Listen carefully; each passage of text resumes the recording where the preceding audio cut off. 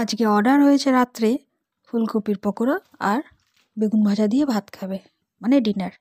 তো ফুলকপিগুলোকে ভালো জলে ফুটিয়ে ছেঁকে নিলাম। তারপর গোটা কাঁচা লঙ্কা, আদা, রসুন দিয়ে একটা পেস্ট তৈরি করলাম, ঠিক এরকম টাইপের। তারপরে একটা বাটিতে বেসন নিয়ে নিলাম।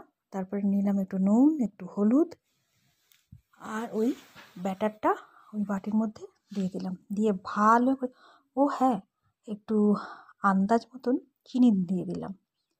এবার ওই বেসনটা, ব্যাটারটা সমস্তগুলোকে ভালো করে মাখতে হবে, একদম ফাটিয়ে ফাটিয়ে নিতে হবে।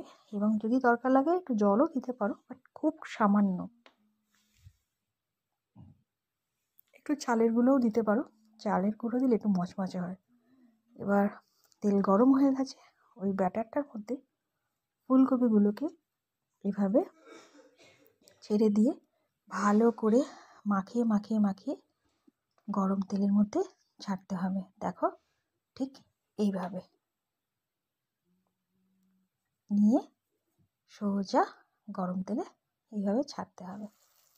এভাবে একটা একটা করে অনেকগুলো, কড়াই সাইজ অনুযায়ী অনেকগুলো তোমাকে ছাড়তে পারো, একটা জায়গায় দুটো, দুটো জায়গায়।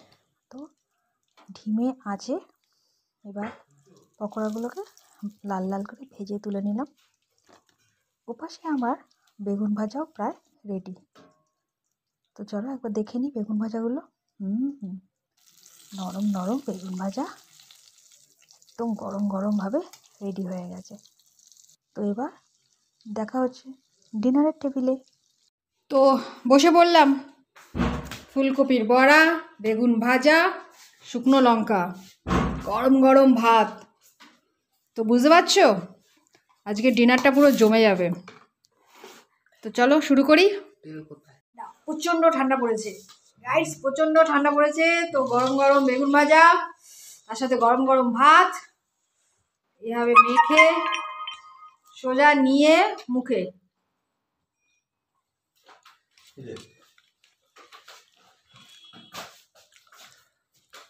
মাছ মাংসর থেকেও ভালো লাগবে, একবার খেয়ে দেখবেন।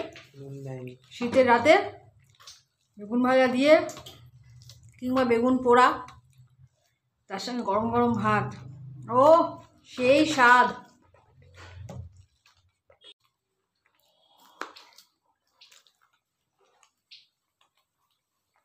আগে তো ঠান্ডা, চাদর গায়ে দিয়েছি, লঙ্কা কামড়ালাম, কান দিয়ে ধোয়া বেরোচ্ছে, গরম হয়ে গেছে গা,